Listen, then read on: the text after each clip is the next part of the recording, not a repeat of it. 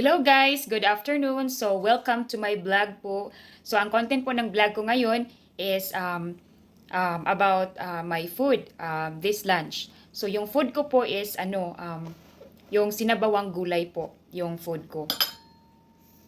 So, kain po tayo guys. So, sana makikita. Ah, yung isda po, diprito ko. Tapos nilagyan ng gulay. Tapos, merong chili pepper. Sana magkita nyo guys. Ayan. Okay, perfect.